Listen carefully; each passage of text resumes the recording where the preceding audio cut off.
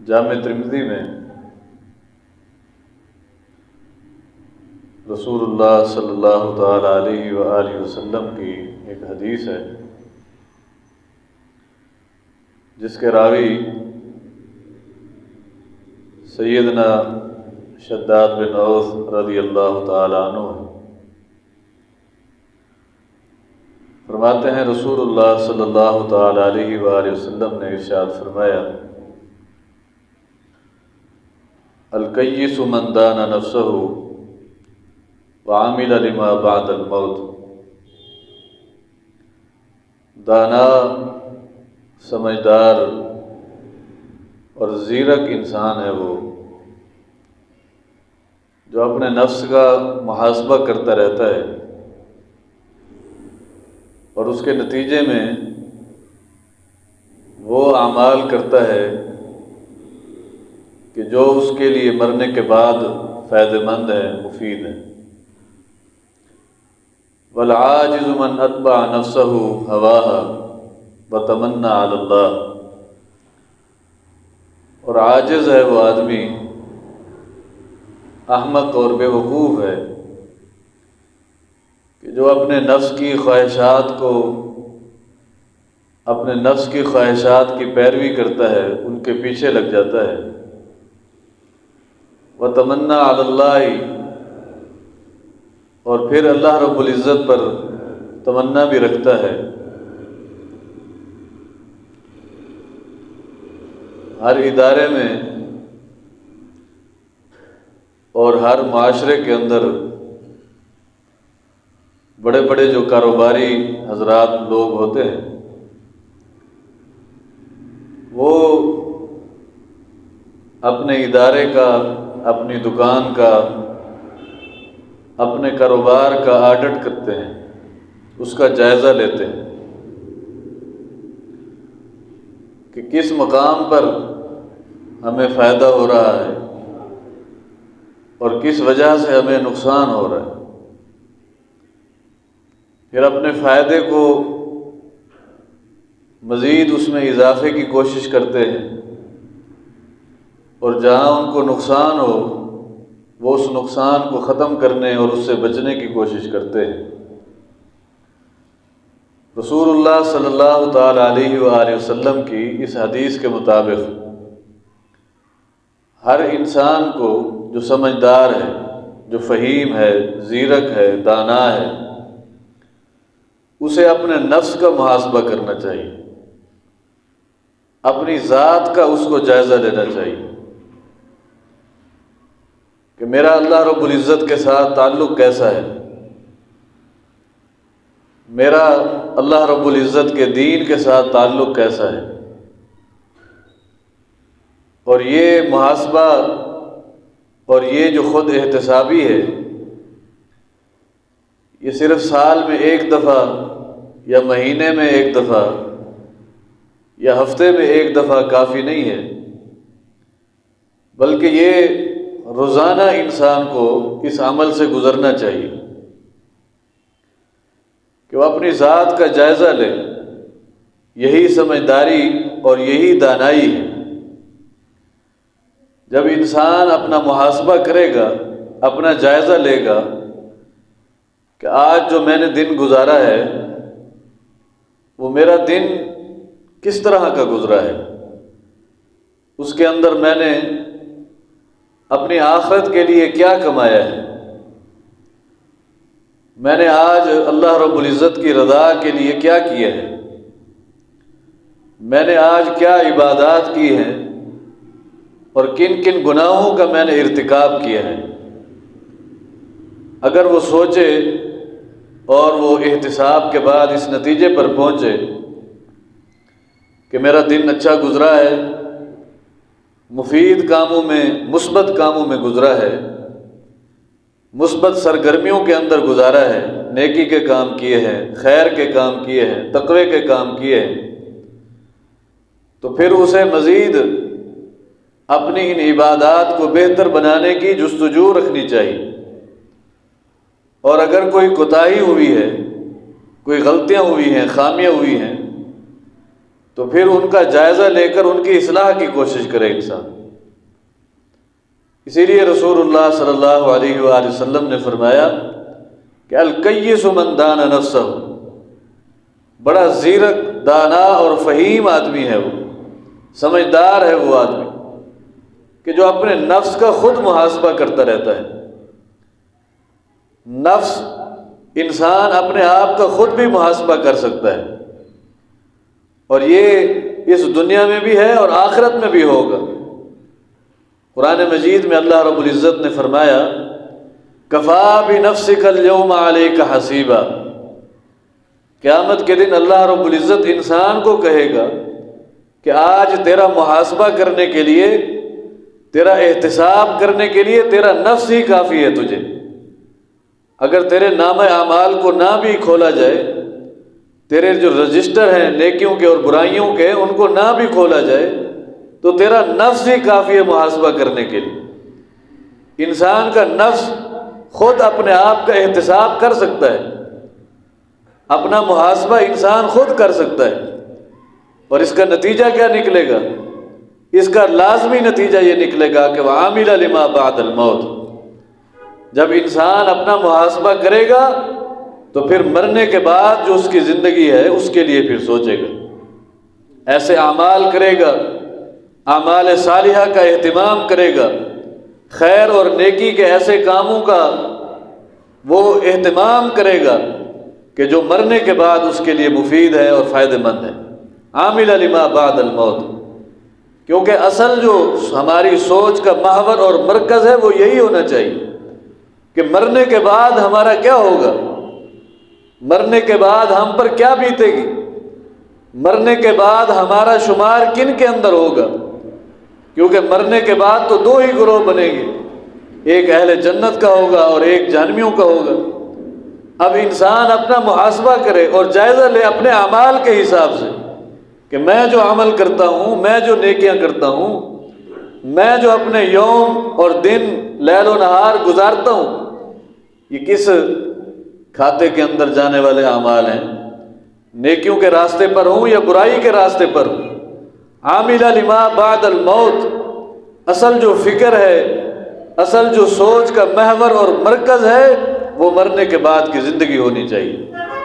اور قرآن مجید میں اللہ رب العزت کا یہ حکم ہے، فرمایا وَلَا تَمُوتُنَّ إِلَّا وَأَنْتُمْ مُسْلِمُونَ، تمہیں موت اس انداز میں اور اس حالت اور کیفیت میں آنی چاہیے کہ تم فرما برداری کے اندر، اطاعت کے اندر اور اسلام کے اندر ہو، اسلام کے اوپر چلتے ہوئے تمہیں موت آ جائے، نیکی کے کاموں میں مصروف مشغول ہوتے ہوئے تمہیں موت آ جائے۔ وَلَا تَمُوتُنَّ إِلَّا وَأَنْتُمْ مُسْلِمُونَ، یہ اللہ رب العزت کا ہم سے مطالبہ ہے، ہمیں حکم دیا اللہ رب العزت۔ اگر اس کے علاوہ پر ہماری موت ہوئی، اگر اس کے علاوہ دوسرا جو راستہ ہے برائی کا اور نافرمانی کا، معصیت کا راستہ ہے، اگر اس پر ہماری موت ہوئی تو پھر انجام بھیانک ہے۔ اور یہ اللہ رب العزت کی طرف سے اطاعت ہے، یہ اللہ رب العزت کی عطا ہے کہ اللہ تعالیٰ ایسے عمل کی توفیق عطا فرما دے، مرتے ہوئے انسان کا خاتمہ ایمان پر ہو جائے، نیکی کے کام پر ہو جائے۔ رسول اللہ صلی اللہ تعالیٰ علیہ وآلہ وسلم نے خود ارشاد فرمایا کہ جب اللہ رب العزت کسی انسان سے خیر کا ارادہ کرتا ہے، من یرید اللہ بہ خیرا استعملہ، جب اللہ رب العزت کسی انسان سے خیر کا ارادہ کرتا ہے، بھلائی کا، تو اللہ رب العزت اسے استعمال کرتا ہے، اللہ رب العزت اسے استعمال کرتا ہے۔ صحابہ کرام نے سوال کیا، اور یہ صحابہ کرام کا شوق تھا، جذبہ تھا ان کا، کہ جب بھی رسول اللہ صلی اللہ علیہ وآلہ وسلم کو اس طرح کی حدیث ارشاد فرماتے تو فوراً اس کی تحقیق اور جستجو میں پڑ جاتے، اس کا مفہوم کیا ہے، اس کا معنی کیا بنتا ہے، اس کا نتیجہ کیا نکلے گا۔ تو صحابہ کرام نے فوراً سوال کیا کہ اللہ کے رسول صلی اللہ علیہ وسلم وما استعمالہ، اللہ رب العزت کس طرح استعمال کرتا ہے انسان کو؟ فرمایا یوفقہ، اللہ رب العزت اسے خیر کے کاموں کی، نیکی کے کاموں کی توفیق عطا فرما دیتا ہے، نیکی کے کام کرتا رہتا ہے انسان، حتیٰ کہ اسی حال میں اللہ رب العزت اس کی روح کو قبض کر دیتا ہے، اسے موت آ جاتی، نیکی پر اور خیر پر اسے موت آ جاتی ہے۔ اس کے لیے فرمایا استعملہ، اللہ رب العزت نے اس کو استعمال کیا اپنے دین کے لیے، خیر کے کاموں کے لیے، نیکی کے کاموں کے لیے۔ تو اصل جو ہماری سوچ کا محور اور مرکز ہے وہ یہی ہونا چاہیے کہ ہمارا خاتمہ ایمان پر ہو، ہمارا خاتمہ خیر پر ہو، ہمارا خاتمہ اطاعت اور فرما برداری کی حالت میں ہو۔ بے حیائی کے اندر، برائی کے اندر، معصیت کے اندر اور نافرمانی کے اندر اگر خاتمہ ہو گیا، موت آ گئی، تو پھر کیا بنے گا؟ اور یہ کب ہوگا؟ یہ سوچ ہماری کب ہوگی؟ جب ہم اپنا محاسبہ کریں گے، جب ہم سوچیں گے کہ ہم کرتے کیا ہے پورا دن، ہمارا دن کس طرح کا گزرتا ہے، ہماری راتیں کس طرح کی گزرتی ہیں، ہماری تنہائی کی جو زندگی ہے وہ کس طرح کی گزرتی ہے، ہماری محافل اور مجالس جو ہیں وہ کس انداز کی ہیں۔ جب یہ سوچ ہمارے اندر پیدا ہوگی تو پھر یہ فکر پیدا ہو جائے گی کہ میری موت کس انداز میں آنی چاہیے، مرنے کے بعد پھر میرے ساتھ کیا معاملہ ہونا ہے۔ یہ انسان کی خود احتسابی کا نتیجہ نکلے گا، عامل لما بعد الموت۔ پھر اسے فکر پڑ جائے گی کہ میں ایسے کام کروں، ایسی نیکیاں کروں، ایسے اعمال صالحہ کروں کہ جن کے نتیجے میں ایسے مفید کام کروں کہ مرنے کے بعد جو مجھے فائدہ دیں، مرنے کے بعد جو میرے لیے مفید ہوں۔ اور خود احتسابی محاسبہ یہ بڑے لوگوں کا شعار ہے، نیک لوگوں کا، بڑے لوگوں کا شعار ہے۔ حضرت عمر بن خطاب رضی اللہ تعالی عنہ، ان کے متعلق یہ موجود ہے کہ وہ اپنے عمال کو، حکومت کے جو مختلف کارندے اور مختلف جو گورنر ہوتے تھے ان کے، جو ان کو دیگر پیغام بھیجتے تھے، محاسبہ بھی کرتے تھے ان کا، اور محاسبے کے اندر ایک جملہ لکھا کرتے تھے، فرماتے تھے حاسبوا انفسکم قبل ان تحاسبوا، حاسبوا انفسکم قبل ان تحاسبوا، کہ اپنا حساب خود کیا کرو، اپنا محاسبہ خود کر لو اس سے پہلے کہ اللہ رب العزت تمہارا حساب لے۔ اپنا محاسبہ خود کرو دنیا کے اندر، اس سے پہلے کہ مرنے کے بعد اللہ رب العزت کے سامنے پیش ہو اور وہاں تمہیں حساب دینا پڑے۔ اگر دنیا میں اپنا محاسبہ کریں گے، اصلاح کریں گے، تو پھر اللہ رب العزت کے سامنے پیش ہو کر وہاں بھی کامیاب ہو جائیں گے۔ اگر محاسبہ ہی نہیں کریں گے، اپنا جائزہ ہی نہیں لیں گے، خود احتسابی کا عمل ہی نہیں کریں گے، تو پھر اعمال کی اصلاح کس طرح کی؟ اب محاسبے کا کیا انداز ہونا چاہیے، کیا طریقہ کار ہونا چاہیے؟ اپنی ذات کا جو محاسبہ کرنا ہے اس میں اپنے تمام جو پہلو ہیں ان کو اپنے سامنے رکھنا ہے۔ اپنے عقیدے کا محاسبہ، اعتقادی لحاظ سے اپنا محاسبہ کرنا چاہیے کہ میرا عقیدہ کیا ہے، میرا منہج کون سا ہے، میرا نظریہ کیا ہے، کیا میرا عقیدہ اور منہج قرآن و سنت کے مطابق ہے، کیا میری سوچ اور میرا نظریہ قرآن اور سنت کے مطابق ہے؟ اگر ہے تو فبہا ونعمت، اگر نہیں تو پھر اپنی اصلاح کرے۔ عقیدے سے اپنا محاسبہ شروع کرے انسان، اعتقادی طور پر اپنا محاسبہ کرے، اپنے اخلاق کا محاسبہ کرے کہ میرا اخلاق کس طرح کا ہے، اعمال صالحہ کا محاسبہ کرے کہ اعمال صالحہ کے معاملات کے اندر میرا کیا تعلق ہے، نماز کے ساتھ میرا کیا معاملہ ہے، روزے کے ساتھ میرا کیا معاملہ ہے، حج اور زکوٰۃ کے مسائل ہیں ان کے ساتھ میرا کیا معاملہ ہے، فرائض کی پابندی ہے کہ نہیں ہے۔ گناہوں کے معاملے کے اندر اپنا احتساب کرے کہ گناہوں سے میرا تعلق کیا ہے، گناہ میں کرتا ہوں یا نہیں کرتا ہوں، اپنا محاسبہ کرے انسان۔ کوئی بھی انسان یہ نہیں کہہ سکتا کہ میں پرفیکٹ ہوں، ہر معاملے کے اندر کامیاب اور کامران۔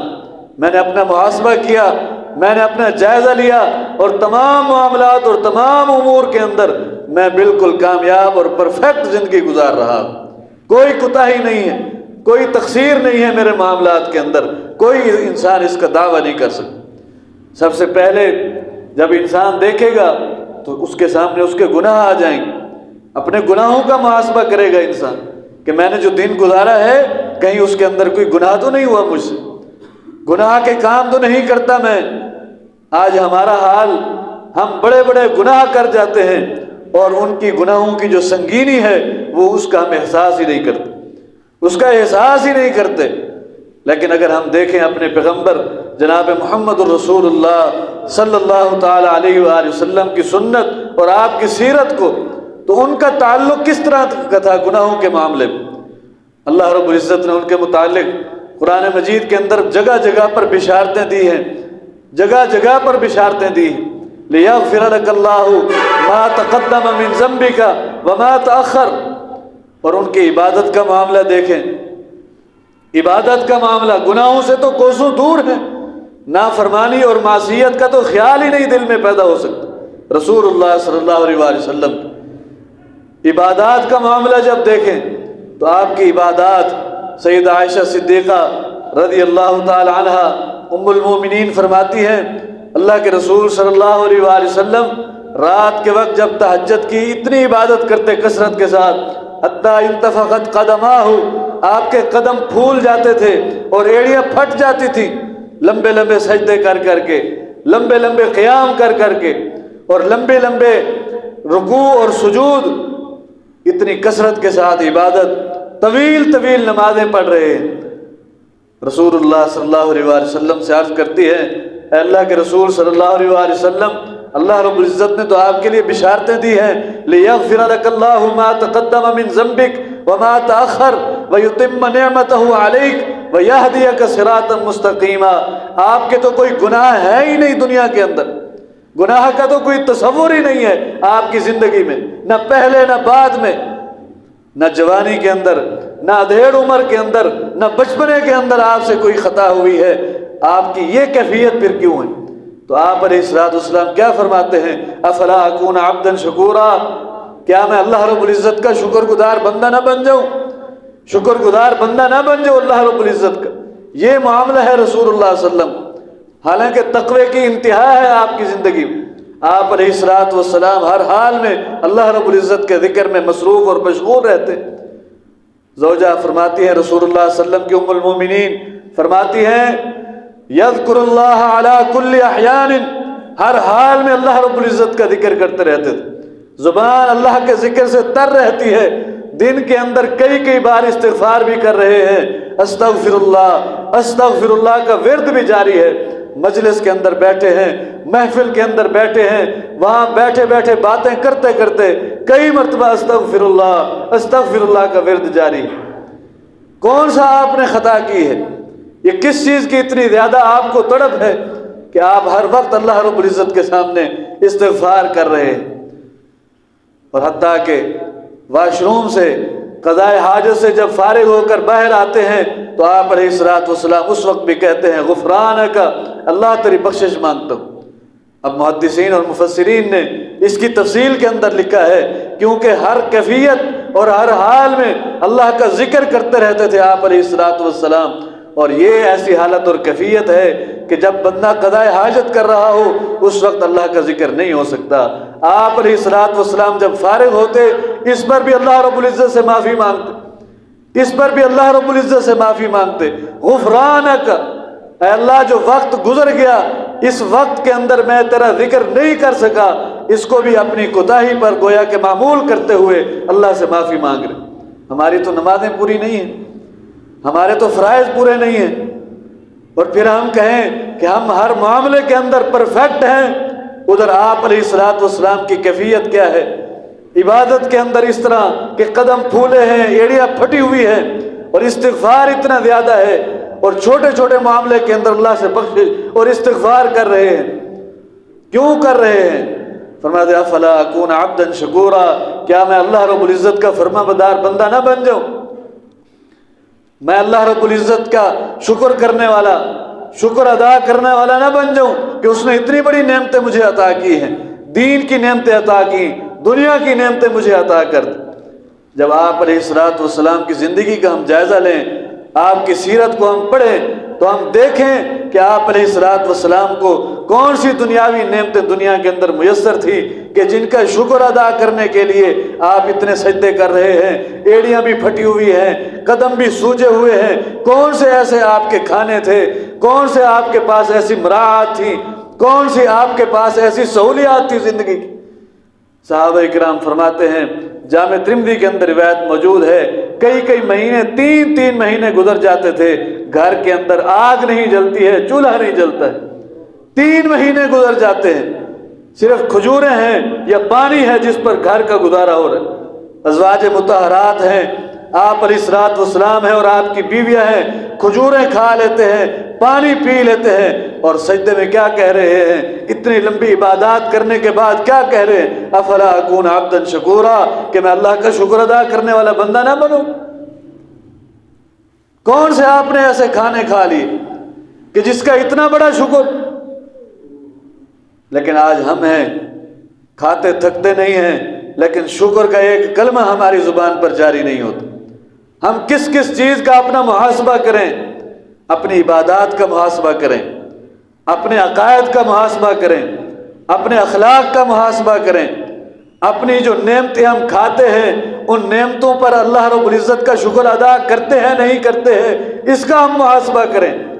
سیدنا عمر فاروق رضی اللہ تعالی عنہ اپنے عمال کو اس لیے تحریر کر کے کہہ رہے ہیں، حاسبوا انفسکم قبل ان تحاسبوا، حساب کر لو اپنا، محاسبہ کرو اپنا، جائزہ لو اپنا، اس سے پہلے کہ اللہ رب العزت تمہارا حساب لے لے۔ اپنے گورنروں کو کہہ رہے ہیں، اپنے عمال کو کہہ رہے ہیں۔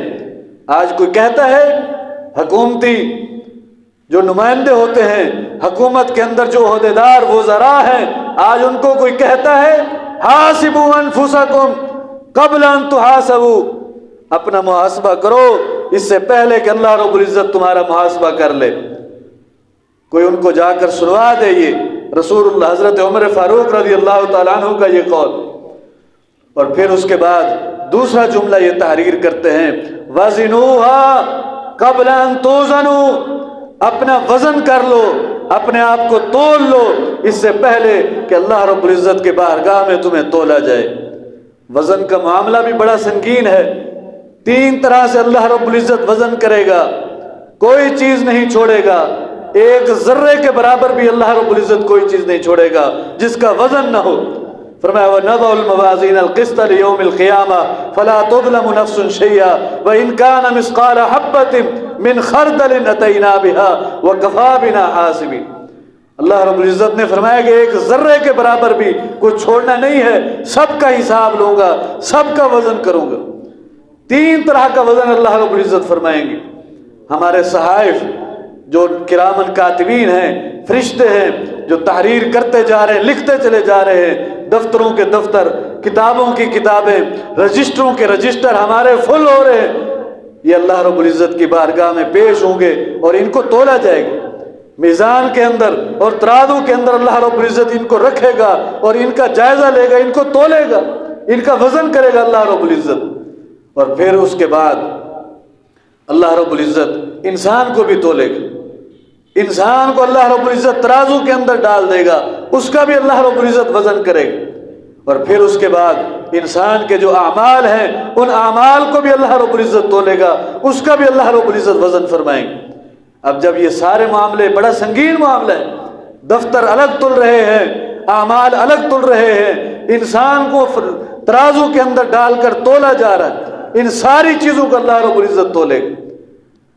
کتنا بڑا سنگین معاملہ ہوگا اور کتنا بڑا سخت معاملہ ہوگا کہ ہر چیز کو اللہ رب العزت تول رہا ہے، اس کا وزن کیا جا رہا ہے، اس سے حساب لیا جا رہا ہے۔ اسی لیے سیدنا عمر فاروق نے فرمایا وَزِنُوهَا قَبْلَ أَن تُوزَنُوا، ان کا وزن کرو، اپنے آپ کا وزن کرو اس سے پہلے کہ اللہ رب العزت تمہارا وزن کرے۔ جب وزن ہوگا تو صرف کاغذ کے وزن نہیں ہوگا، صرف اس دفتر کا وزن نہیں ہوگا، صرف اس عمل کا وزن نہیں ہوگا، بلکہ انسان کے اخلاص کا وزن ہوگا، انسان کے اخلاص کا وزن ہوگا۔ جب انسان نے کام کیا، نیکی کی، اس کا جذبہ کیا تھا، اس کے دل کے اندر کیفیت کیا تھی، اس کی عبادت کے اندر کیا کیفیت تھی جب اس نے اللہ رب العزت کی عبادت کی۔ صرف عمل کا وزن نہیں بلکہ اس کے اخلاص کا اور دل کے اندر پیدا ہونے والے جذبات کا، ان ساری چیزوں کا وزن ہوگا۔ اللہ رب العزت کے ساتھ محبت، اس کا وزن کیا جائے گا۔ رسول اللہ صلی اللہ علیہ وسلم سے جو محبت ہے اس کا وزن کیا جائے گا۔ گویا کہ صرف اعمال نہیں، ہمارے جذبات بھی تولے جائیں گے۔ انسان کو تولا جائے گا تو انسان کے جذبات بھی تولے جائیں گے۔ اس کا جذبہ کیا تھا، اس کے دل کی کیفیت کیا تھی؟ اسی لیے تو اخلاص کا حکم دیا ہے، وَاعْبُدُوا اللَّهَ مُخْلِصًا لَهُ الدِّينَ، اللہ رب العزت کی عبادت کرو اخلاص کے ساتھ، تاکہ یہ اخلاص اللہ رب العزت کے بارگاہ میں جب تولا جائے تو تمہارے اعمال کا کچھ وزن پیدا ہو جائے۔ اخلاص کے بغیر عمل کے اندر کیا وزن باقی رہ جائے گا؟ جذبے کے بغیر، اطاعت کے جذبے اور محبت کے جذبے کے بغیر کیا وزن رہ جائے گا ہمارے اعمال؟ اور تیسرا، سیدنا عمر فاروق رضی اللہ تعالی عنہ جو جملہ اپنے عمال کو لکھواتے تھے اور ان کی طرف تحریر کر کے بھیجتے تھے، کہتے تھے تیار ہو جاؤ، تجہزوا للعرض الاکبر، بڑی پیشی کے لیے، بڑے دن کی پیشی کے لیے اپنے آپ کو تیار کر لو، بڑے دن کی پیشی ہوگی۔ آج دنیا کے اندر ہماری پیشی ہوتی ہے، ہم گھبرا جاتے ہیں، ڈر جاتے ہیں، کسی جج کے سامنے پیش ہونا ہے، کسی پولیس والے کے سامنے پیش ہونا ہے، کسی افسر کے سامنے پیش ہونا ہے۔ اللہ رب العزت کے سامنے پیشی، اللہ رب العزت کے سامنے پیش ہونا پڑے گا۔ سیدنا عمر فاروق یہ لکھ کر بھیجتے تھے کہ تیار ہو جاؤ، تجہزوا للعرض الاکبر، اس بڑے دن کی پیشی کے لیے تیار ہو جاؤ۔ اور وہاں تو بڑے بڑے لوگ جب اللہ رب العزت کی بارگاہ میں پیشی ہوگی، حتیٰ کہ انبیاء کرام علیہ السلام بھی گھبراہٹ کے اندر مبتلا ہوں، پریشانی کے اندر مبتلا ہوں گے۔ حدیث الشفاء جو سفارش والی حدیث ہے، بڑی امہات الکتب میں ہر کتاب کے اندر یہ حدیث موجود ہے۔